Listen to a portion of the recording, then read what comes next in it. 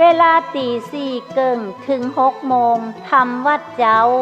เวลา6 โมงถึง7 โมงเจ้าทำความสะอาดสถานที่ทั่วบริเวณเวลา7 โมงถึง8 โมงเจ้าฉันเจ้าเวลา8 โมงถึง10 โมงจัดเตรียมสถานที่พร้อมญาติโยมทยอยทำบุญบรรจุวัตถุมงคลต่างๆตลอดทั้งวันเวลา10 โมงถึง11 โมงฟังเทศน์นึ่งกันจากพระนักเทศน์คลื่นสีขาวและเครือข่ายเวลา11 โมงฉันเพลเวลาเที่ยงถึงบ่าย2 โมง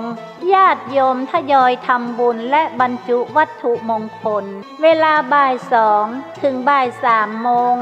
ฟังเทศน์นึ่งกันจากพระนักเทศน์คลื่นสีขาวเพื่อชาวประชาและเครือข่ายเวลาบ่าย3 ถึง 5 โมงแลงเปิดโอกาสให้ญาติโยมทยอยบรรจุวัตถุมงคลตามเจตนา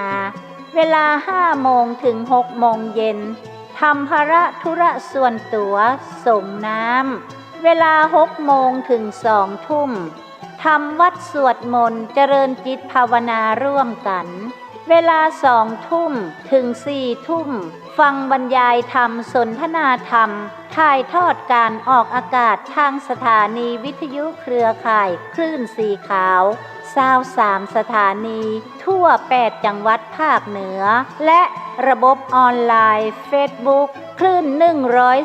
104.50 วัดฝ่ายหินแม่ข่ายเวลา 4 ทุ่มพักผ่อนจำวัดวันที่12 ธันวาคม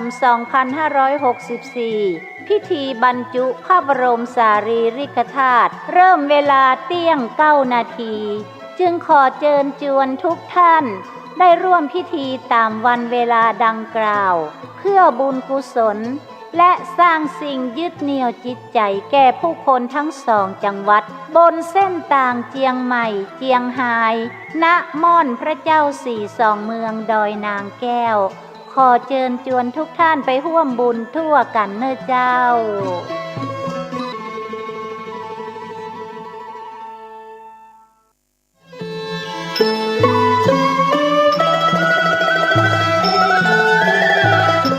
ขอเรียนเชิญศิษยานุศิษย์ร่วมพิธีเจริญพระพุทธมนต์สืบชะตาหลวงทักษิณานุปทานครบรอบ34 ปีการมรณภาพพระครูวรเวทวิสิทธิ์หรือครูบาธรรมชัยธรรมชโยครบรอบ107 ปีชาตการวันอาทิตย์ที่ 26 ธันวาคม พุทธศักราช 2564 กำหนดการโดยย่อดังนี้9:30 นาทีพระเถระเจริญพระพุทธมนต์สืบชะตา10:30 นาทีประกอบพิธีทักษิณานุปทานครบรอบ34 ปีมรณกาลหลวงปู่11:00 น.ถวายเครื่องไทยทานภัตตาหารเพลแด่พระสงฆ์12:30 นาทีมอบทุนการศึกษาให้นักเรียนจำนวน100 ทุนขอเชิญร่วมเป็นเจ้าภาพ 1. เครื่องไทยทานถวายแด่พระสงฆ์ชุดละ 1,500 บาท 2. เจ้าภาพทุนการศึกษาทุนละ500 บาท 3. เจ้าภาพภัตตาหารโรงทานตามศรัทธาติดต่อร่วมบุญได้ที่พระครูวิสิทธิ์บุญญากรเจ้าอาวาสหรือพระสมศักดิ์ปัญญาวโรรองเจ้าอาวาสบัญชีธนาคารกรุงเทพสาขาตลาดแม่มาลัยเลขที่ 458-0-169-367 ชื่อบัญชีพระอธิการอินคำจิตตปุญโญ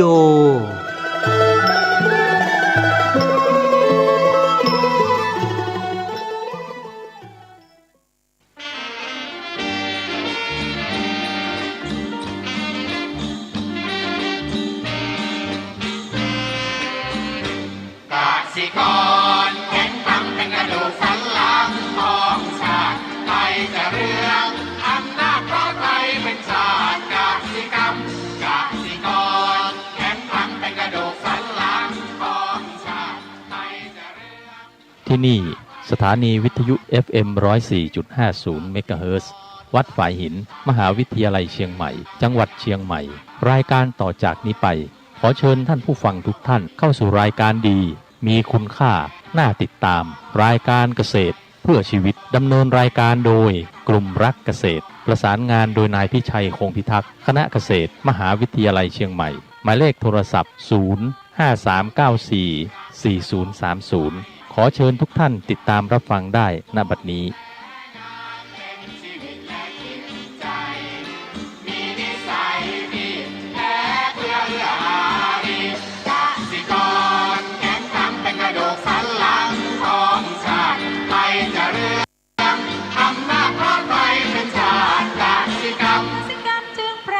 เป็นหลักมัน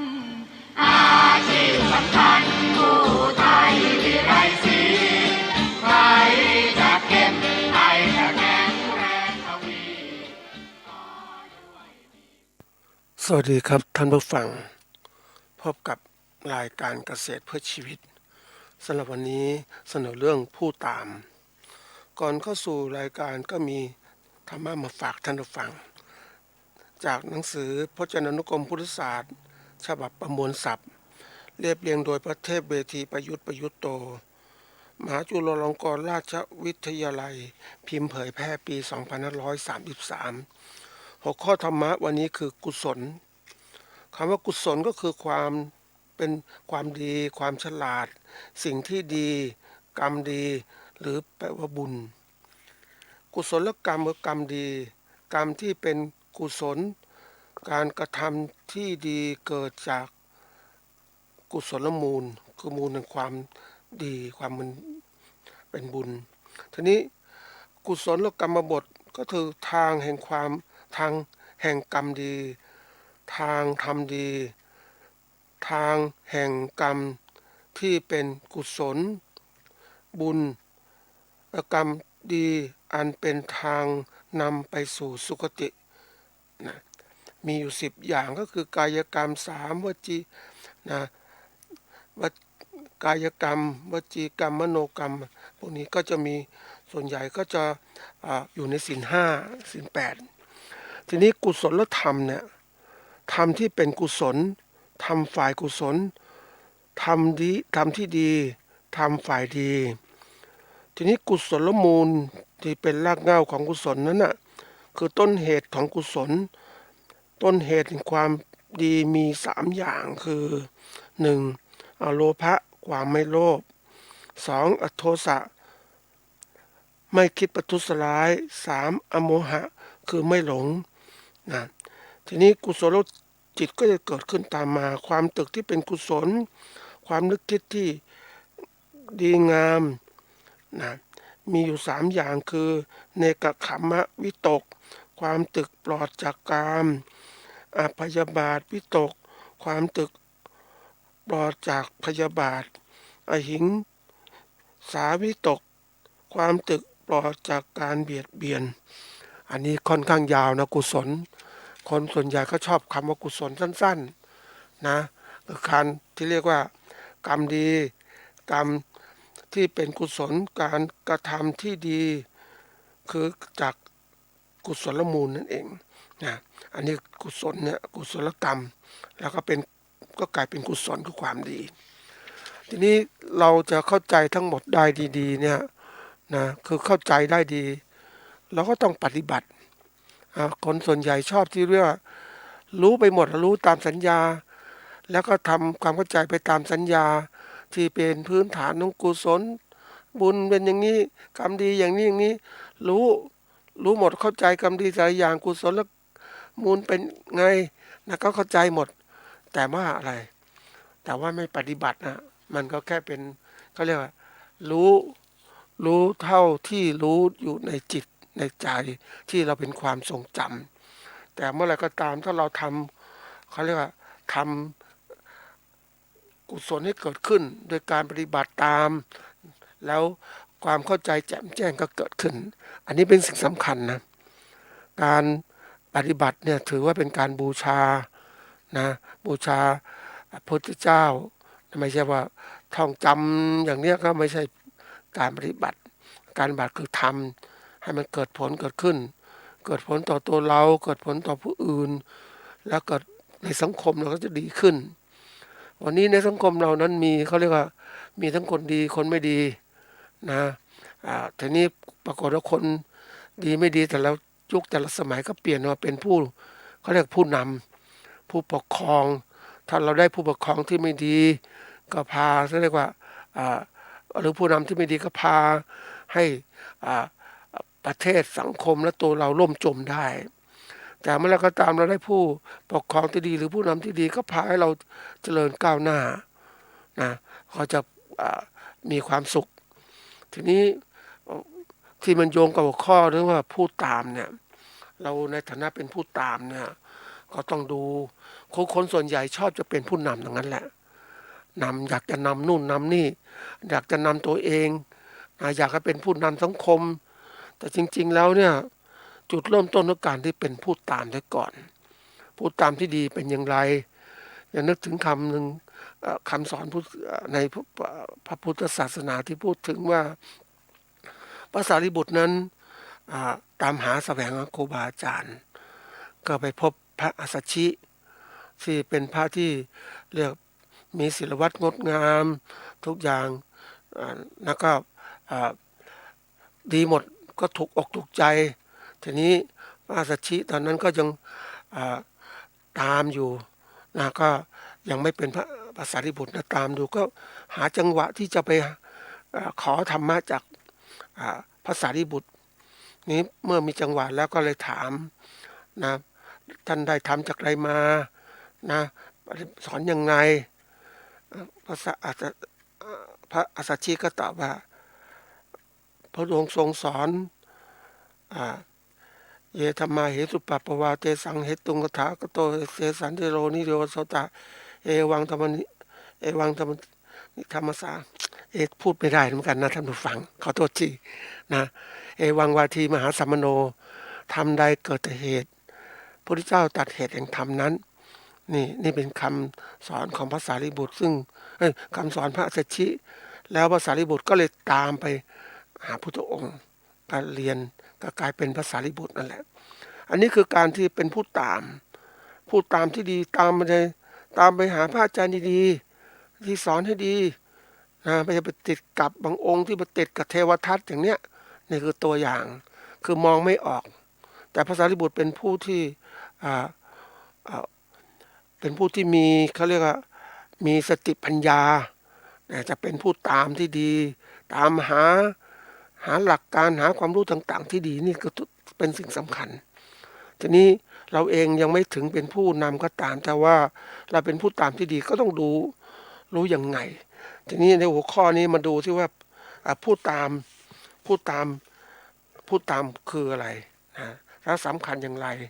อันนี้เป็นข้อคิดสำหรับผู้ที่ต้องคือคนส่วนใหญ่เป็นผู้นำมีสักกี่คนแต่ส่วนใหญ่จะเป็นผู้ตามทีนี้ผู้นำเนี่ยคืออะไรนะเป็นที่สำคัญนะท่านผู้ฟังคำว่าผู้ตามเนี่ยก็คือผู้ปฏิบัติตามหรือคนตามนะแต่ผู้นำนี่ก็เป็นผู้ที่นำหรือเป็นผู้ที่ทำให้คนตามนี่ทีนี้เราเองส่วนใหญ่เนี่ยเราจะเป็นผู้ตามนะเสียส่วนมากเราต้องดูผู้ตามเนี่ยสำคัญอย่างไรสำคัญมากเพราะว่าก่อนจะเป็นผู้นำก็ต้องเป็นผู้ตามที่ดีเสียก่อนเราก็ต้องเรียนรู้หลักการต่างๆของการเป็นผู้ที่จะเป็นผู้ตามยังไงนะตัวสำคัญที่สุดก็คือตัวเราเองนี่แหละจะต้องเป็นผู้ตามยังไงนะในตอนนี้จะพูดถึงเรื่องที่ว่าสำคัญก็เพราะว่าเราจะเป็นผู้ที่ตามคนอื่นเรียนรู้จากคนอื่นเนี่ยโดยเฉพาะอย่างยิ่งเนี่ยเราจะเป็นผู้ที่เขาเรียกว่าหาความรู้นะประกอบการเกษตรเราก็ต้องพยายามที่จะเรียนรู้ว่าเราจะเป็นผู้ตามยังไงเขาบอกลักษณะของผู้ตามที่ดีก็คือว่าถ้าเราจะเป็นผู้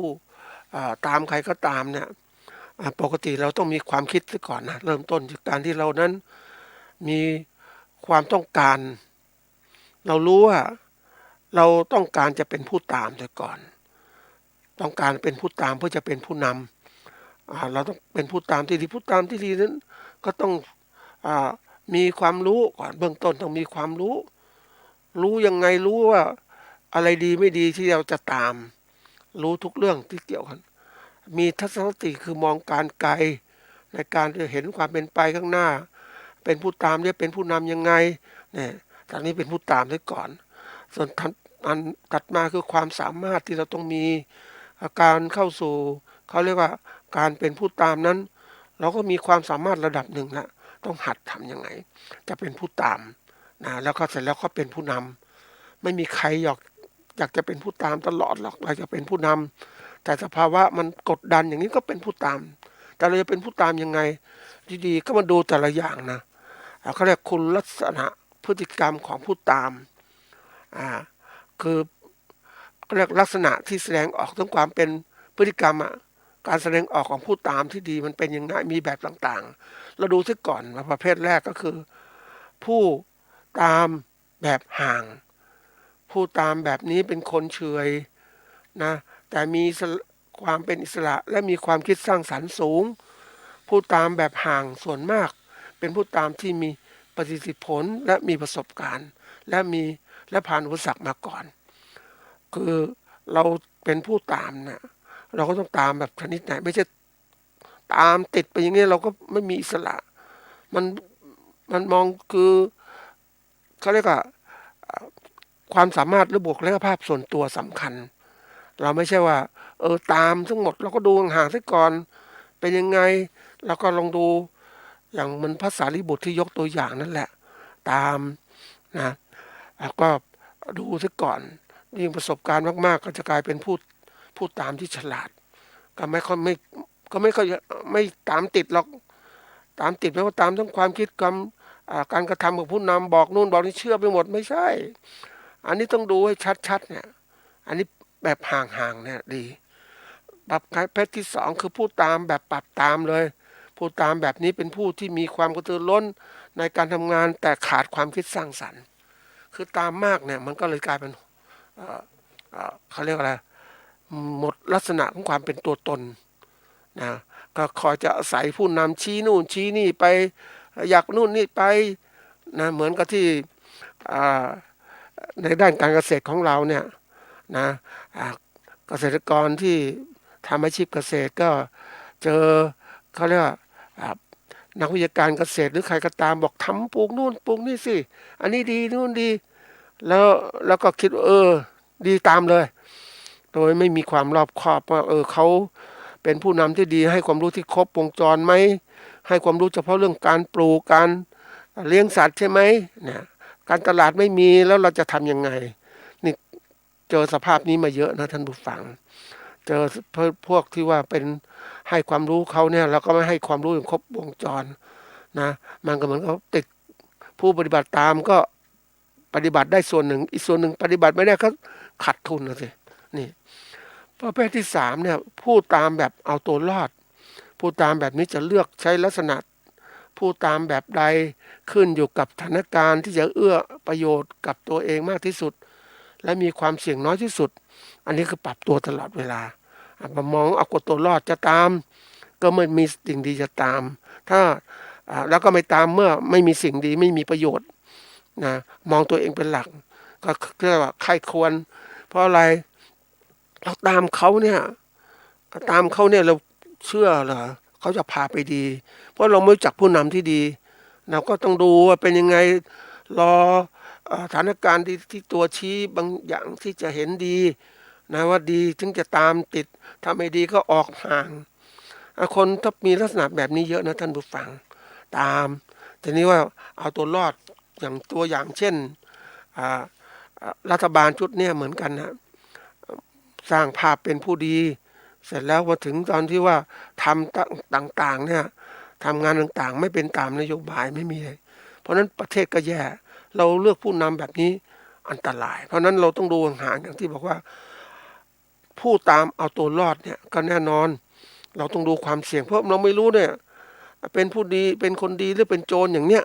นะมันต้องดูให้ชัดๆแหละเนี่ยนะจะตามยังไงประเภทที่สี่ก็คือผู้ตามแบบเฉื่อยชานะเฉื่อยชาคือผู้ตามแบบนี้ชอบพึ่งพาผู้อื่นขาดความอิสระไม่มีความคิดที่เริ่มสร้างสรรค์ นี่แน่นอนเลยก็เป็นผู้ตามที่มีมากในสังคมไทยนะชอบตามเห็นใครดีก็ตามไปโดยตัวเองไม่มีเขาเรียกอะไรไม่มีความรู้ไม่มีทัศนคติไม่มีความสามารถในการเลือกผู้นำเลยตามอย่างเดียวบางคนพวกตามประเภทเชื่อผู้นำชาติพ้นภัยเนี่ยนะผู้นำพาไปไม่ดีก็เสียหายเลยอันนี้มันต้องมีความคิดสร้างสรรค์อยู่นะท่านผู้ฟังถ้ามาดูถ้าตามแบบเนี้ยนะพึ่งพาผู้อื่นตลอดเวลาอย่างเนี้ยอะไรก็พึ่งเหมือนเกษตรกรบางกลุ่มบางรายชอบพึ่งพาภาครัฐตลอดรัฐจะนู่นนี่ทำหมดเลยนะชี้อะไรชี้ทำหมดแต่แล้วเวลาเสียหายทำไม่สำเร็จเกิดความเสียหายเกิดขึ้นใครจะรับผิดชอบไปเจอ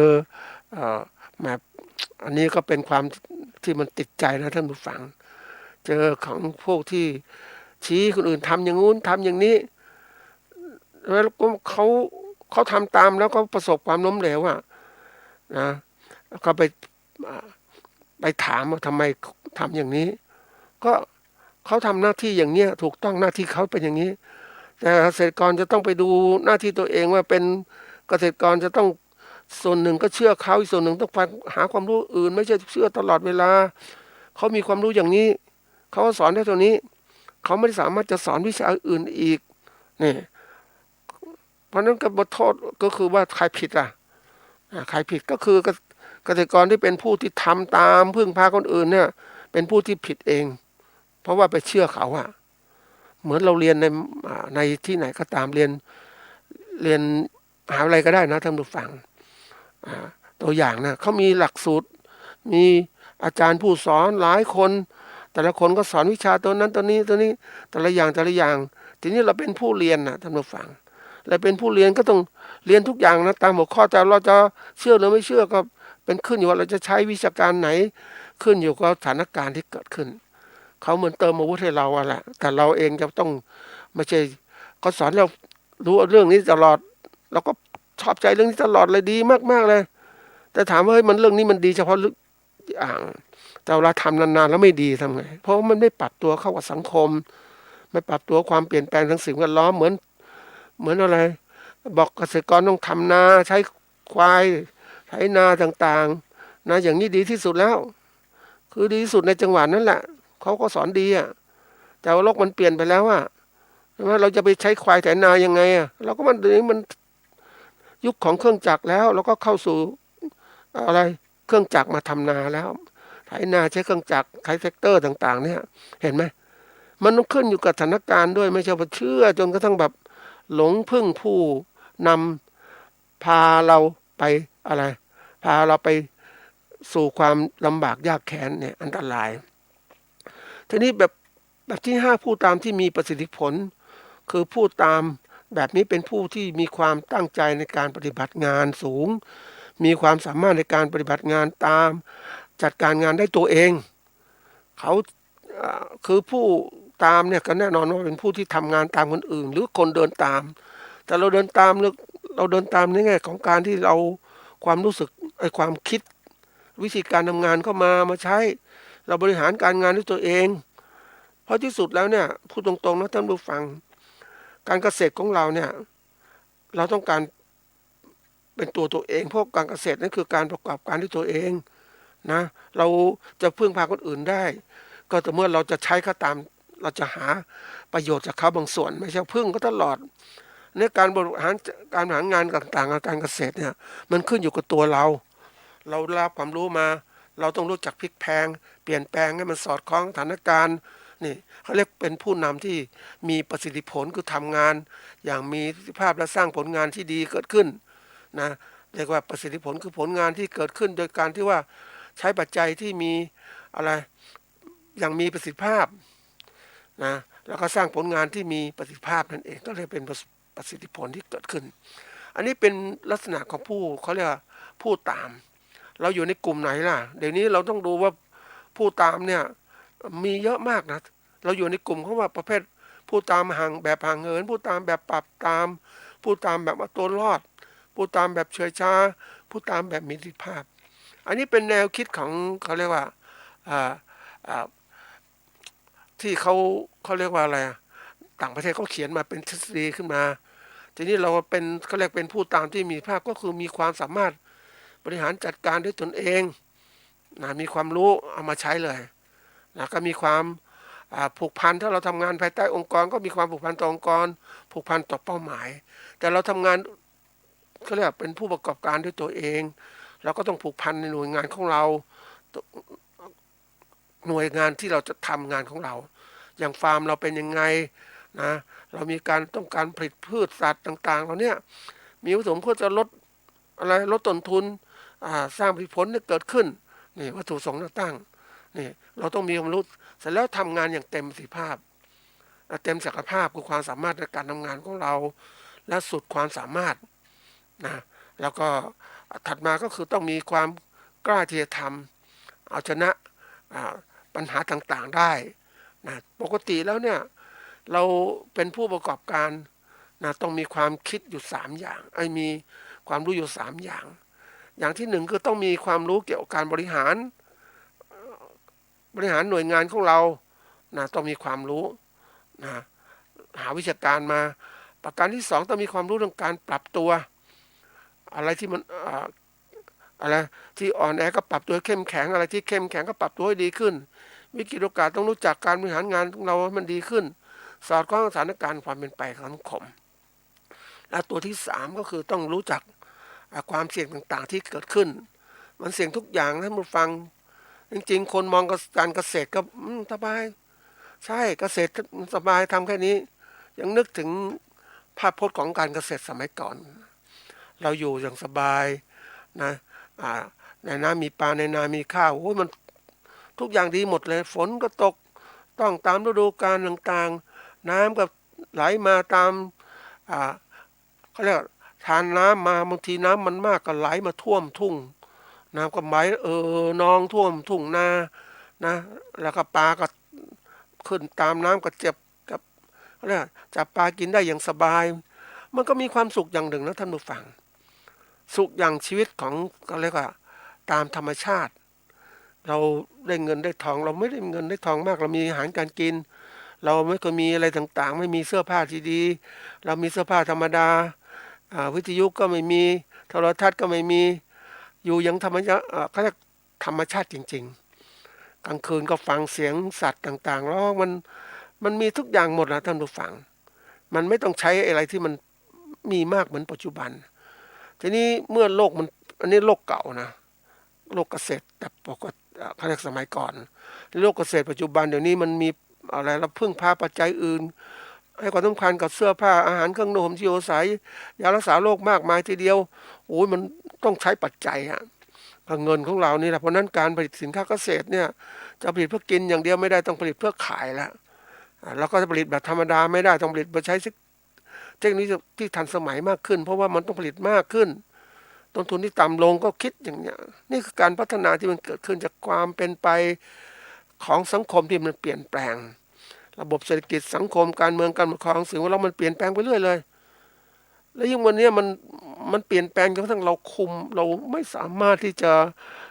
อยู่นิ่งๆได้ละมันมีปัญหามากนะท่านผู้ฟังอย่างที่เขาบอกว่าการที่เราอยู่แบบก่อนเนี่ยเราอยู่แบบสบายเพราะว่าสภาพแวดล้อมมันไม่เป็นตัวที่คือจำนวนคนมากคนไม่มากคนน้อยนะแต่ปัจจุบันจำนวนคนมากแย่งกินแย่งใช้ต่างๆนะมันก็จริงทำให้เราเดือดร้อนแล้วเราต้องเป็นอะไรเดือดร้อนนี่มันมีตัวหนึ่งที่มันเกิดขึ้นคือสิ่งแวดล้อมที่มันเปลี่ยนแปลงก่อนนี้เราเผานู่นเผานี่ก็ไม่คิดอะไรจะมันก็คือยังไงก็ตามมันก็ยังเรียกว่าฤดูกาลก็มาตามปกติแต่เดี๋ยวนี้ไม่ใช่ละฤดูกาลมันเปลี่ยนแปลงฝนไม่ตกต้องตามฤดูกาลมีภาวะของสภาพเรือนกระจกโลกมันร้อนขึ้นอะไรขึ้นน้ำแข็งขั้วโลกละลายต่างๆมันนักมันหลายอย่างมากเลยน้ำก็เสียอะไรต่างๆโรงงานอุตสาหกรรมซึ่งบางทีเราคิดว่าเฮ้ยนี่คือความเจริญแต่ความเจริญเหล่านั้นมันเจริญทางวัตถุมันสร้างความผลเสียที่เกิดขึ้นกับสิ่งแวดล้อมวันนี้มันก็ย้อนกลับมาแล้วนะอันตรายมากเลยแล้วถ้าเรารู้มากๆเนี่ยมันก็น่าคิดนะเฮ้ยทำไมเป็นอย่างนี้แต่อย่างที่บอกว่าเราไม่ค่อยเรียนรู้เพราะเราอยู่อย่างสบายๆวันนี้มานั่งคิดเหมือนกันทำไม คนที่พวกที่อพยพมาสมัยรัชกาลที่5แล้วชุดตามมาหลังๆเนี่ยจากประเทศจีนเนี่ยเขามาสร้างความร่ำรวยในประเทศไทยจนเป็นก็เลยเป็นเสียต่างๆเนี่ยหลายคนมากมายมีเงินทองมากมายทีเดียวเขามาจากสภาวะของคนที่เรียนรู้จากสิ่งแวดล้อมของเขาคือสภาพของคนเขามากเขาแย่งกันกินแย่งกันใช้ทรัพยากรจำกัดสภาวะอย่างนี้ที่มันปลูกฝังจิตใจของเขาทำให้เขานั้นต้องมีความกระตือรือร้นเพื่อพัฒนาเพื่อสร้างสรรค์ตัวเองเพื่อสร้างความสามารถในการครอบครองทรัพยากรให้มากที่สุดนะเพื่อความอยู่รอดของเขาเพราะเขาอดลำบากทีนี้มาถึงเมืองไทยปุ๊บโอ้ยสบายมากเลยนี่คนไทยก็อยู่สบายโอ้ยกันนั้นเลยแล้วก็จัดการค้าขายของเราให้มันดีขึ้นนะสำคัญค้าขายเก็บเงินเก็บทองมากขึ้นเพราะความที่ว่าบทเรียนชีวิตของเขามันลำบากยากแค้นเนี่ยวันนี้เขาก็สำเร็จแล้วเขาก็ร่ำรวยแต่มาถึงเราเองเนี่ยเราก็อยู่สบายไม่ก็คิดอะไรนะมันก็เลยกลายเป็นว่าเฮ้ยเราพัฒนาเราอยู่สบายเนี่ยขณะอีกคนนึงอยู่แบบไม่สบายมาอยู่ในที่สบายอย่างนี้แต่เข้าความรู้สึกก็มันบีบคั้นอ่ะมันก็เลยกลายเป็นว่าอะไรความกระตือร้นที่เกิดขึ้นนะอันนี้เขาทำให้เขาเนี่ยเขาเรียกว่การเป็นผู้ตามจะกลายเป็นผู้นำที่เกิดขึ้นเขาก็เป็นเจ้าของธุรกิจใหญ่โตแต่เราเองเราคนพื้นเมืองเราก็เฉยๆไม่เคยคิดอะไรแต่วันนี้คิดเฉยๆไม่ได้แล้วท่านผู้ฟังมันมีอะไรที่อยู่ในนั้นอีกเยอะแยะที่เราไม่ได้เรียนรู้เพราะเราขาดความกระตือรือร้นในการที่จะเรียนรู้ความเป็นไปของสังคมที่เกิดขึ้นคือเราอยู่สังคมแบบธรรมดานะเหมือนต้นไม้นะท่านผู้ฟังต้นไม้ที่มันอยู่ในพื้นที่ดั้งเดิมครับแค่นี้นะแต่ว่ามันมีต้นไม้อื่นเข้ามาปลูกคือต้นไม้พวกเอเลียนสปีชีส์จากถิ่นอื่นมาอยู่ในที่นี้มันเติบโตได้เร็วมันเป็นพันธุ์ไม้ที่พิเศษมันขยายตัวได้เร็วเติบโตได้เร็วพวกมันก็รีบเติบโตใหญ่เลยนะยิ่งวันนี้ไปเห็นต้นไม้บางชนิดที่มันเขาเรียกว่ามันเข้ามานะท่านผู้ฟังอันนี้มันเข้ามาจากคนที่ขนมันเข้ามาอันนี้เป็นวัชพืชนะไม่ยกตัวอย่างอื่นนะเป็นวัชพืชเขาเรียกต้นดาวกระจายไต้หวันนะท่านผู้ฟังคงเห็นนะมันขึ้นตามที่ต่างๆเป็นดาวกระจายอันนั้นเป็นพืชต่างถิ่นนะท่านผู้ฟังพวกที่คนที่อยู่เอามาจากไต้หวันเนี่ยเขาเห็นว่าประเทศไทยไม่มีแล้วขณะเดียวกันเขามาเลี้ยงผึ้งเขาก็ขนมาเลยเอามาปลูกหวานไปเท่านั้นนะมันก็ขยายพันธุ์เร็วมันติดตามเสื้อตามอะไรต่างขยายพันธุ์เร็วมากเลยแล้วมันเติบโตเร็วจริงๆนะมันไม่ล้มลุกก็ตามแต่มันเติบโตเร็วด้วยความสามารถของการธรรมะเขาเรียกว่าสังเคราะห์แสงดูดทหารจากดินดูดคาร์บอนไดออกไซด์จากอากาศมาสร้างเป็นแป้งและน้ำตาลซึ่งก็ทำให้เติบโตได้เร็วแล้วก็แย่งพืชเขาเรียกแย่งอาหารพืชท้องถิ่นได้ดีมากปกคลุมหมดเลยท่านผู้ฟังอันนี้เฉพาะพืชที่เรียกว่าเป็นพืชที่ล้มลุกนะมันก็คุมได้หมดแหละเห็นไหมแล้วก็เหมือนกับคนที่มาจากต่างถิ่นเนี่ยเหมือนกันเลยท่านผู้ฟังเราเองเราไม่เคยคิดว่ามันจะมีอย่างนี้แต่ว่าเราเพราะอะไรเราอยู่อย่างสบายเราไม่เคยเห็นว่าปัญหาต่างๆอย่างบางคนก็ไม่รู้ว่าคนบุคคลภายนอกนี่เขามาเที่ยวประเทศไทยมาดูนู่นดูนี่เอามาศึกเขาเรียกผู้ที่มาท่องเที่ยวเขามาไม่ท่องเที่ยวธรรมดานะท่านผู้ฟังเขามาท่องเที่ยวมาดูธรรมชาติไม่พอเขาดูการประกอบการธุรกิจของเขาจะขยายธุรกิจมาจากประเทศจีนมาประเทศไทยทำยังไงโอ้โหมันคือเราคิดว่าเราประเทศไทยเนี่ยก็เลยรัฐบาลบอกโอ้ประเทศที่เป็นท่องเที่ยวใครต่างชาติเข้ามาเลยนะที่ไหนมาแล้วปุ๊บเนี่ยคนจีนก็มาเต็มที่เลยท่านผู้ฟังมาอยู่ประเทศไทยมาเที่ยวนะเงินทองเพราะว่าประเทศเขาเคยจากความยากลำบากที่เขามีอยู่จากเขาเรียกจากที่จากเปลี่ยนแปลงจากจักรพรรดิระบบที่เขาเรียกว่านิยมกษัตริย์เนี่ยราชาธิปไตยมาเป็นอะไรสังคมนิยมสังคมนิยมนะซึ่งชนชั้นกรรมอาชีพเขามีอดอยากต่างๆเขารื้อฟื้นกันมาปฏิวัติประเทศก็กลายเป็นสังคมนิยมคอมมิวนิสต์นี่แหละแล้วเขาก็ปรับตัวปุ๊บเขาก็เริ่มมีรายได้จากความที่อดอยากต่างๆเขาก็เริ่มพัฒนาการ บริหารต่างๆด้วยผู้นำเขาเห็นเนี่ยนะในการสร้างสรรค์ประเทศเขาก็เลยร่ำรวยเกิดขึ้นค้าขายสินค้าออกอย่างเดียวนะใช้น้อยเขาเคยลำบากก็ใช้น้อยเนี่ยเขาไม่ได้ใช้มากๆเขาก็ฝึกความยากลำบากเหล่านั้นเพราะนั้นเขาผลิตเพื่อขายทำขายต่างๆเลยจนทั่วโลกเนี่ยเขาเลยร่ำรวยเขาเลยมาเที่ยวประเทศไทยมาเที่ยวดูเที่ยวนี่นู่นที่ไหนได้มาลงหลักปักฐานนะอันนี้เป็นนโยบายยุคใหม่ของจีนนะที่เขาเข้ามาเสร็จแล้วเขาก็มีคนที่เขาอยู่เนี่ยเขาอยู่ที่นู่นเขาลำบากนะเขาเห็นที่นี่ดีปุ๊บมาซื้อคอนโดมาซื้อที่มาแต่งงานกับคนไทยได้พื้นที่ต่างๆมาแต่งงานคนไทยไม่ใช่คนที่อยู่ก่อนที่เชื้อสายจีนเนี่ยเขามาอยู่ปุ๊บเขาก็สามารถที่จะอะไรลงหลักปักฐานสร้างและกลยุทธ์ของความที่ว่าเขาเนี่ยเคยเป็นผู้เลยเป็นผู้ตามผู้ตามทีนี้ความที่แบบมันตามมาคนมันเยอะมากใครๆก็อยากเป็นผู้นำนี่มาถึงประเทศไทยปุ๊บเขาอยากเป็นผู้นำเลยเริ่มพัฒนาการต่างๆได้จนทั้งเขาอยู่รอดแล้วก็เติบโตเป็นอะไรผู้ประกอบการใหญ่โตในประเทศไทยเนี่ยเยอะแยะนะท่านผู้ฟังขณะเดียวกันประเทศไทยเราก็อยู่แบบผู้ตามอยู่เรื่อยๆเพราะสภาวะแวดล้อมเราเป็นอย่างนั้นนะเรามีอะไรข้าราชการนะเป็นผู้นำชี้นู่นชี้นี่เราก็ตามไปนะนี่ผู้นำอย่างที่บอกว่าเขารู้เฉพาะเรื่องของเขาอะเราเองก็ตามไปจนกลายเป็นผู้ตามที่เรียกว่าประเภทที่เรียกว่าไม่รู้เนื้อรู้ตัวผู้ตามแบบเฉยชาเป็นผู้ตามแบบห่างเหินเนี่ยแล้วไม่ใช่เป็นผู้ตามที่มีประสิทธิผลนะเพราะนั้นมันกลายเป็นสิ่งที่เกิดความเขาเรียกอะไรเราเชื่อผู้นำเนี่ยมันก็เลยกลายเป็นว่าเพราะผู้นำไม่ดีปุ๊บพาเราเสียหายไม่ชี้ความเป็นไปของโลก ยิ่งผู้นำที่ไม่มีความรู้ท่านผู้ฟังคือรู้เดี๋ยวนี้มันต้องรู้แบบครบวงจรนะท่านผู้ฟังไม่ใช่ว่าครูรู้ว่า ต้องรู้ทั้งเศรษฐกิจสังคมการเมืองบังคับสิ่งแวดล้อมต่างๆที่เปลี่ยนแปลงมีความสะกดใจโลกต่างๆที่มันเปลี่ยนแปลงมีความรู้วิทยาศาสตร์เทคโนโลยีที่มันเปลี่ยนแปลงมันต้องรู้ให้หมดนะรู้เรื่องการสงครามต่างๆยุคหน้าก็สงครามมาเป็นแบบไหนเขาไม่ใช่พัฒนาสงครามยิงกันอย่างเนี้ยนี่มันอยู่ในประเทศเขาเรียกอะไรนะ ประเทศที่ด้อยพัฒนามีการลบด้วยอาวุธต่างๆโอ้ยมันแหมมันรู้สึก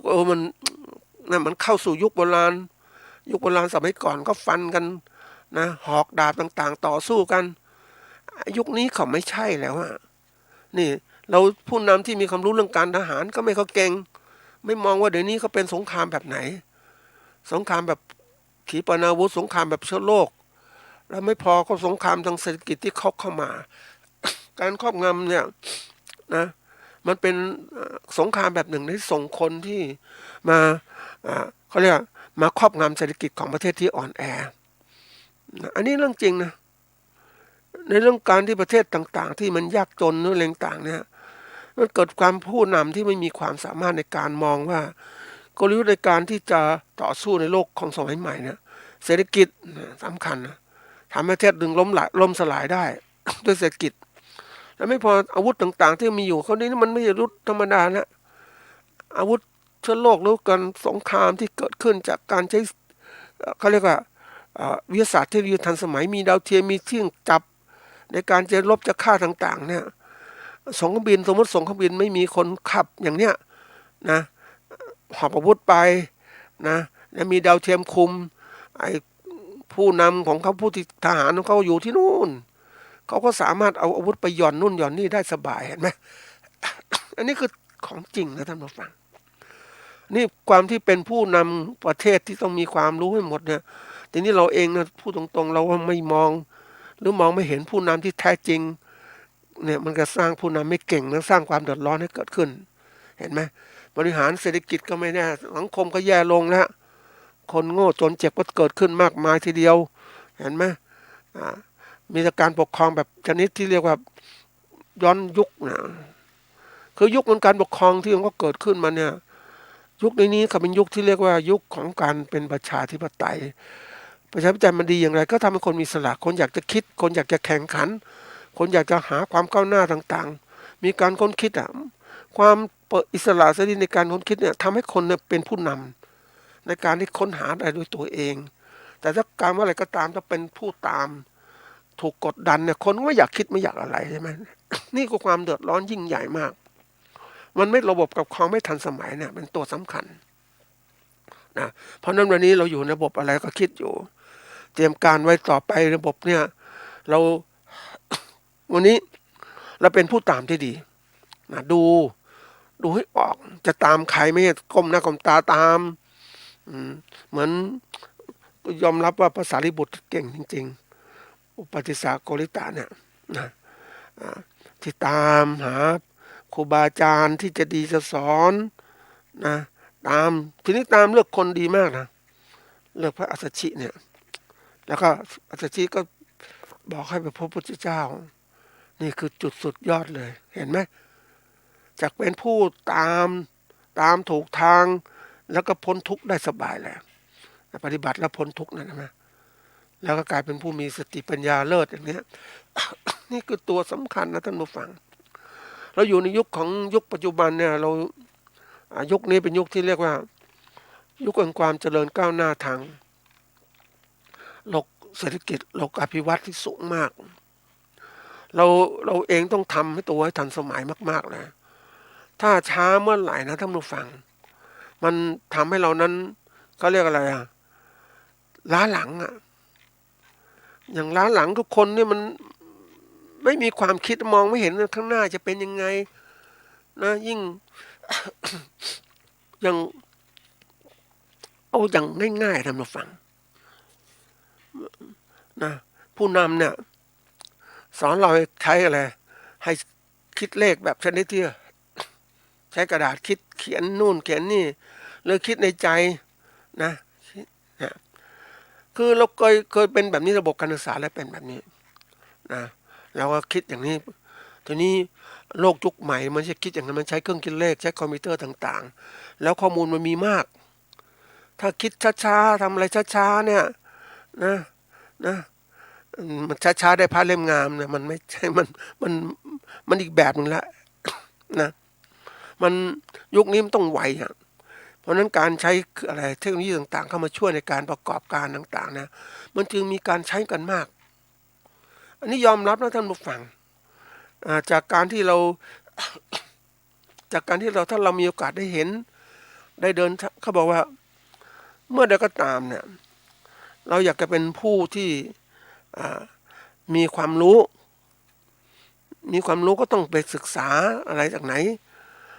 จากห้องเรียนจากการพูดคุยจากตำรับตำราต่างๆที่มีอยู่นั้นนะเราต้องทำให้เป็นต้องดูยังไงนะยิ่งความเจริญก้าวหน้าของโลกมีมากมายนะท่านผู้ฟังเราดูของประเทศ ดูสองกลุ่มเนี่ยกลุ่มสังคมนิยมคอมมิวนิสต์กับกลุ่มประชาธิปไตยเนี่ยการพัฒนา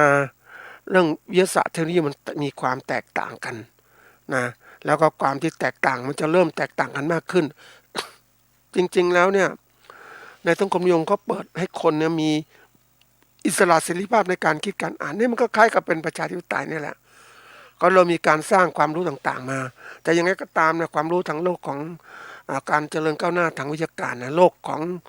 ประชาธิปไตยมันกว้างขวางขึ้นคนถูกฝึกให้มีการแข่งขันแย่งชิงกันในการค้นคว้าต่างๆความเจริญก็เกิดขึ้นจริงๆยอมรับว่าความเจริญเหล่านี้มันเร็วมากๆเร็วกว่าคืออัตราการเปลี่ยนแปลงการเพิ่มของความรู้ทางวิทยาศาสตร์เทคโนโลยีมันเป็นแบบก้าวกระโดดแล้วท่านผู้ฟัง ไม่จะเป็นแบบเขาเรียกเป็นแบบเส้นตรงอย่างเนี้ยนะมันเป็นแบบเส้นโค้งขึ้นโค้งขึ้นสูงมากนะเพราะความเร็วทางการมีเครื่องไม้เครื่องมือในการที่จะทำให้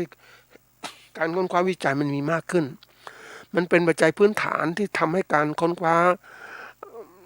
ใหม่ๆมันก้าวหน้าเร็วมันถึงความสำเร็จที่เร็วเพราะนั้นเราเห็นได้ว่าคนที่พัฒนาช้ามันก็ช้าจริงๆนะมันเหมือนคอมพิวเตอร์เรานี่แหละท่านผู้ฟัง เรายังใช้คอมพิวเตอร์แบบเก่าอยู่เนี่ยเราก็ใช้ไปตามที่มีอยู่แต่ไปถึงคอมพิวเตอร์แบบใหม่แล้วโอ้โหมันเร็วมากไม่พอแล้วโปรแกรมต่างๆมันมีมากมายทีเดียวแล้วคอมพิวเตอร์ของเก่าเนี่ยมันช้านะของใหม่มันเร็วแล้วก็ค่อนข้างที่จะมีโปรแกรมทันสมัยไม่มีโปรแกรมที่มาใช้กับสมุนของเก่าอะไรต่างๆมันบีบไปหมดโลกมันถูกบีบด้วยความที่ว่าความเจริญก้าวหน้ามันบีบให้คนต้องทำคนไม่ทำคนไม่พัฒนาก็เหมือนคนตกหลังตกกระบวนรถไฟท่านผู้ฟังแต่ก่อนรถไฟมันจะออกด้วยความตามเวลาเนาะมันจะเป็นอย่างนั้นแต่นี้ไฟมันออกมันเร็วมันเร็วปุ๊บมันผิดนาทีหนึ่งมันก็ไปแล้วนะมันก็เป็นสิ่งที่เราต้องเรียนรู้ท่านผู้ฟังเพราะฉะนั้นการเป็นผู้ตามเนี่ยต้องทันจริงๆนะตามกระแสโลกตามอะไรต่างให้มันทันกระแสความคิดกระแสต่างๆมันทันได้หมดไม่ใช่ว่าตามอะไรผู้นำชี้นะผู้นำชี้ถึงจะทำตามผู้นำเนี่ยโอ้มันไม่ได้หรอกท่านผู้ฟังมันโลกต่างๆมันเป็นโลกของตัวเองบ้างไม่ใช่ว่าตามเขาชี้ตลอดเวลาถ้าเขาไม่ชี้เราก็หยุดนิ่งไม่ใช่นี่ไปเห็นท่านบุคลากรของภาครัฐกับภาคเอกชนนะท่านผู้ฟังเขาคงจะตามภาคเอกชนเขาเร็วมากนะท่านผู้ฟัง ความรู้ความสามารถทางสติเขาเร็วมากเลยเพราะอะไรทำงานนี่ต้องเร็วมีความสามารถสูงเงินเดือนก็สูงขึ้นแต่ทำงานภาครัฐก็อย่างเนี้ยทำไปเช้าชามเย็นชามทำอย่างเงี้ยยิ่งไปดูเห็นของคนที่เป็นอะไรเขาเรียกอะไรบุคลากรของรัฐก็ทำไปเรื่อยๆไม่มีอะไรที่แปลกใหม่อะไรต่างๆไม่ก็แปลกใหม่เพราะคิดอะไรใหม่ๆผู้นำเขาไม่ค่อยยอมรับนะบางทีเขาว่าเก่งเกินไปไม่ได้เก่งเกินผู้นำไม่ได้อีกนะมันก็กดอย่างนี้เพราะนั้นคนมันอยู่ไม่ได้กับภาครัฐออกมาเป็นภาคเอกชนซึ่งหลายองค์กรเนี่ยที่จะเรื่องความเจริญก้าวหน้าทางวิทยาการเนี่ยภาคเอกชนก็มีความเจริญก้าวหน้าสูงเพราะให้คนมีอิสระแล้วก็สามารถพัฒนาแล้วของวงที่เป็นของภาครัฐเองเนี่ยมันพัฒนาไปไม่ได้เพราะว่ามันติดด้วยกฎระเบียบต่างๆมันเป็นประเภทเลดเทปคำว่าเลดเทปก็คือพวกเรียกว่ามันเป็นห่อของสมมุติเราห่อของนะห่อของที่เป็นแบบของภาครัฐจะต้องมีก็เรียกคาดด้วยสีแดงเทปสีแดงนี่แสดงว่าเอกสารต่างๆมันสำคัญมันต้องมีขั้นตอนการเปิดการต่างๆมันช้าไปหมดนะเดี๋ยวนี้มันอยู่ในโลกเหล่านี้ไม่ได้แล้วเพราะว่าโลกใหม่เนี่ยเดี๋ยวนี้เขาส่งข้อมูลทางผ่านอินเทอร์เน็ตหมดแล้วมันทำให้พัฒนาคือถ้าไม่องค์กรไม่พัฒนามันก็ติดกับดังเดิมนั่นแหละมันประเทศไม่เจริญทีนี้มันก็เริ่มประเทศแต่ละประเทศก็แข่งขันกันใครๆก็อยากเป็นผู้นำเป็นผู้ตามในผู้ที่ลำบากนะท่านผู้ฟังใครก็ตามเป็นผู้ตามเนี่ยสังเกตดูแล้วมันจริงอยู่ก็มองแล้วเนี่ยมันรู้สึกว่าสบายในการที่ไม่ต้องคิดไม่ต้องทำอะไรแต่การที่เราจะได้อะไรที่สะดวกสบายเหมือนเดิมดีขึ้นกว่าเดิมมันช้านะมันช้ามากเพราะฉะนั้นเราเห็นได้ชัดเจนสมมติเอาง่ายๆนะเกิดโรคระบาดปุ๊บเนี่ยผู้นำที่เป็นที่เฉื่อยชาผู้ตามก็เฉื่อยชาการควบคุมโรคก็เฉื่อยชาละมันคุมไม่ได้ละประเทศที่เขาวงไวเขามองข้างหน้าเฮ้ยต้องกำจัดยังไงให้คนเป็นโรคอยู่อย่างนี้นะไม่ต้องเคลื่อนที่ไปไหนประเทศไทยแม่ปล่อยให้คนเคลื่อนที่ให้คนเป็นโรคเคลื่อนที่กลับบ้านตอนนี้ก็มาเพาะพันธุ์เชื้อที่บ้านตัวเองนะอันนี้กรุงเทพก็เลยปลอดภัยระดับนึงที่นี่มันอย่างที่บอกว่าคนมันอยู่แล้วมันฝังตัวมันก็มีเชื้ออยู่ในนั้นนะเห็นไหมอันนี้คือลักษณะของการบริหารการจัดการที่มันมีวิสัยทัศน์ไม่เป็นไม่ทันสมัย โลกทันสมัยก็คุมโลกยังไงเพราะได้เจอคนที่เขาบอกเขาเล่าให้ฟังนะคนยุคก่อนเนี่ย เขาบอกว่ามันเกิดโรคเขาเรียกโรคระบาดเกิดโรคระบาดปุ๊บเนี่ยเขาก็วิธีการคือเขาใช้แบบชนิดที่เรียกว่าปิดหมู่บ้านไม่ให้ไปไหน วันนั้นในหมู่บ้านที่เป็นโรคก็ตายไปไหนก็ไม่ได้โรคก็ตายหมดคนตายนะทีนี้หมู่บ้านอื่นก็ปลอดภัยเพราะอะไรไม่มีเชื้อโรคไปก็กลัวเขาบริหารแบบเนี้ยประเทศไทยก็เข้าข้างใช้ลักษณะนี้แต่มันช้าไปแล้ว ไปเจอตามหมู่บ้านบางหมู่บ้านก็วิธีการที่ป้องกันโรคของเขาก็มีคณะกรรมการหมู่บ้านใครจะเข้าจะออกต้องดูตรวจสอบต่างๆอันนี้คือลักษณะที่ยังมึงใช้กลยุทธ์แบบดั้งเดิมนะที่ยังคงอยู่แต่กลยุทธ์ของประเทศไทยเนี่ยผู้นำบางคนก็ปล่อยอย่างกรุงเทพที่เป็นแหล่งระบาดของโรคเนี่ยนะก็ปล่อยให้คนกลับบ้านเพื่อเตียงไม่พออะไรไม่พอไปอยู่ที่อื่นไปนะที่มันก็กลับมาติดชุมชนแล้วนี่มันฝังตัวในชุมชนแล้ว มันก็ระบาดของมันเห็นไหมความสามารถในการควบคุมมันไม่เป็นมันก็เลยกลายเป็นปัญหาแล้วผู้นำไม่ดีผู้ตามก็เดือดร้อน ผู้นำดีแต่ผู้ตามไม่ทำตามก็เดือดร้อนทีนี้ผู้นำไม่ดีผู้ตามไม่ดีไปกันใหญ่เลย นี่อันนี้คือลักษณะของการที่เรียกว่าเป็นความสำคัญของการที่จะเป็นผู้ตามเราต้องเลือกผู้นำให้เป็นยังไงนะในการที่ดูเพราะว่าสภาวะของการที่เรานั้นอยู่ในสังคมปัจจุบันเนี่ยเราต้องมีความเก่ง นะ มีตัวอย่างหนึ่งนะเขาบอกว่าการศึกษาผู้วิจัยผู้ตามที่เป็นแบบอย่างว่ามีคุณสมบัติประกอบด้วยอะไรบ้างหนึ่งความสามารถในการจัดการตนเองหมายถึงความสามารถควบคุมตัวเองพึ่งพาตัวเองได้และสามารถทำงานด้วยตนเองโดยปราศจากการนิเทศใกล้ชิดจากผู้บังคับบัญชา อันนี้เป็นผู้ตามที่เราเก่งและปล่อยไปได้ไม่ต้องมีผู้ชี้นำปล่อยให้เขาทำงานอิสระนี่สำคัญมากนะเพราะผู้นำแบบนี้คือตัวเรานี่แหละเป็นผู้ประกอบการนี่แหละต้องเป็นลักษณะแบบนี้นะอันที่สองก็มีความมุ่งมั่นในการทำงานอุทิศตนเพื่องานตั้งใจทำงานนะเรารับงานของเรามาเนี่ยเราต้องใจทำงานให้เรางานเราประสบความสำเร็จอย่าไปหวังพึ่งนะทฤษฎีการพึ่งพาเป็นตัวทฤษฎีของการที่ว่าเป็นอันตรายต่อตัวเราเหมือนกันนะท่านผู้ฟังอะไรก็พึ่งคนอื่นเขาพึ่งคนอื่นเขาเนี่ยโดยไม่มีความสามารถตนเองก็ถูกกดดันก็หมดไปแต่เราต้องมีความสามารถในการงานตัวเองพึ่งพาตัวเองได้ตัวเองจะรู้จักพัฒนาตนเองประการที่3เนี่ยการพัฒนาตนเองให้มีสมรรถนะเพิ่มขึ้นอย่างต่อเนื่องและทำงานอย่างเต็มที่เต็มกำลังความสามารถเพื่องานให้มีคุณภาพและประสิทธิภาพนะก็แน่นอนจากที่ว่าเราพัฒนาตนเองเนี่ยเป็นตัวสำคัญเราพึ่งพาตัวเองได้ก็พัฒนาตัวเองให้ดีขึ้น หาความรู้ต่างๆมาพัฒนาตนเองเราเป็นผู้ประกอบการเนี่ยต้องหาจริงๆนะท่านผู้ฟังอย่างวันนี้ที่เราจะอยู่ได้เนี่ยในโลกเกษตรเนี่ยเราจะเป็นผู้เกษตรกรแค่ปลูกพืชเลี้ยงสัตว์ไว้กินไว้ใช้มันอยู่ไม่ได้หรอกเพราะโลกมันเปลี่ยนแปลงไปแล้วเดี๋ยวนี้เราต้องอยู่ได้ก็กลายเป็นผู้ประกอบการต้องหัดคิดมีความคิดที่รอบคอบผลิตไปขายใครอย่างเนี้ยขายเขาดีลูกค้าเราเป็นใครนะไม่ใช่อยู่อย่างดั้งเดิมนี่ก็บอกว่าอยู่อย่างดั้งเดิมแบบกระแสของคนที่หลุดโลกกระแสของคนไม่พัฒนาไม่ได้ท่านผู้ฟังอยู่ไม่ได้อยู่ได้กับตัวเราเฉพาะช่วงเวลาหนึ่งแต่ลูกหลานเราอยู่ไม่ได้บางคนก็บอกว่าลูกหลานไม่ต้องเรียนหนังสือหรอก อยู่ได้ไม่เห็นจำเป็นเลยมันอยู่ได้จริงๆนะท่านผู้ฟังอยู่ได้แบบการที่เป็นทาสบริวารเขาอะ อยู่ได้แบบคนงานที่ขายแรงงานไปวันๆหนึ่งเนี่ยเพราะว่าไม่มีการศึกษาใช่ไหม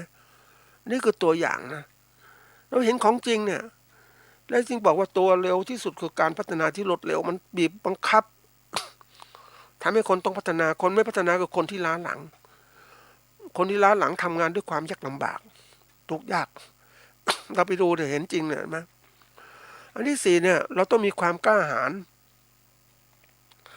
ในการคิดการตัดสินใจกล้าหาญในการหาข้อมูลยอมรับเป็นพลาดตัวเองต้องหาทางแก้เร็วๆไม่ใช่ว่าเราเองเนี่ยเวลาผิดพลาดแล้วก็มักจะโทษคนอื่นทั้งที่ไม่มองตัวเองว่าตัวเองทำให้ความผิดพลาดที่เกิดขึ้นเหมือนหนึ่งว่า คนเรานั้นน่ะนะครอบครัวถ้าไม่พัฒนานะบางทีก็บอกพ่อแม่ก็โทษลูกหลานว่าไม่พัฒนาแต่จริงๆพ่อแม่เนี่ยตัวสำคัญพ่อแม่ต้องมีความคิด สร้างสรรค์ที่ดีมอบสิ่งที่ดีให้กับลูกลูกคุณจะดีไม่ใช่ว่าเอาลูกไว้เนี่ยไม่ต้องไป ไม่ต้องเรียนหนังสืออยู่กับเนี่ยทำงานเพื่อพ่อแม่นะครอบครัวเราจะดีที่สุดเนี่ยคิดอย่างเนี้ยแต่นี่เขาไม่ได้มองโลกโลกมันเปลี่ยนยังไงนะเห็นไหมพ่อแม่บางคนยอมลำบากนะส่งลูกไปเรียนจนจบนะนี่เพราะว่าจะไม่เป็นแบบพ่อไม่ได้ละมันลำบากนี่คือการที่พ่อแม่มีวิสัยทัศน์ที่ดีเป็นผู้นำที่ดี ให้ลูกเป็นผู้ตามที่ดีไม่ใช่ลูกเป็นผู้ตามที่ดีเป็นอะไรต่างๆเป็นข้าทาสบริวารนี้ก็ไม่ใช่นี่คือตัวสำคัญนะท่านผู้ฟัง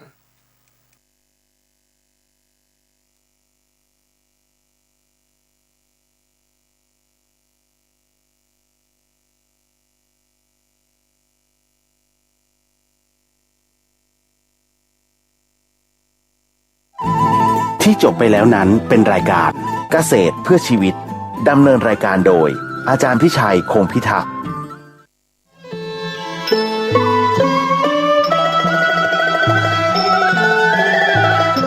ขอเรียนเชิญศิษยานุศิษย์ร่วมพิธีเจริญพระพุทธมนต์สืบชะตาหลวงทักษิณานุปทานครบรอบ 34 ปีการมรณภาพพระครูวรเวทวิสิทธิ์หรือครูบาธรรมชัยธรรมชโย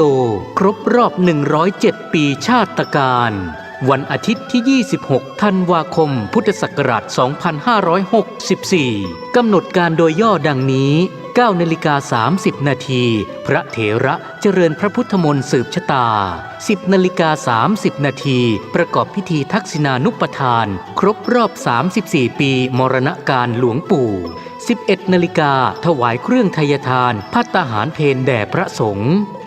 12:30 นาทีมอบทุนการศึกษาให้นักเรียนจำนวน100 ทุนขอเชิญร่วมเป็นเจ้าภาพ 1. เครื่องไทยทานถวายแด่พระสงฆ์ชุดละ 1,500 บาท 2. เจ้าภาพทุนการศึกษาทุนละ500 บาท 3. เจ้าภาพภัตตาหารโรงทานตามศรัทธาติดต่อร่วมบุญได้ที่พระครูวิสิทธิ์บุญญากรเจ้าอาวาสหรือพระสมศักดิ์ปัญญาวโรรองเจ้าอาวาสบัญชีธนาคารกรุงเทพสาขาตลาดแม่มาลัยเลขที่ 458-0-169-367 ชื่อบัญชีพระอธิการอินคำจิตตปุญโญ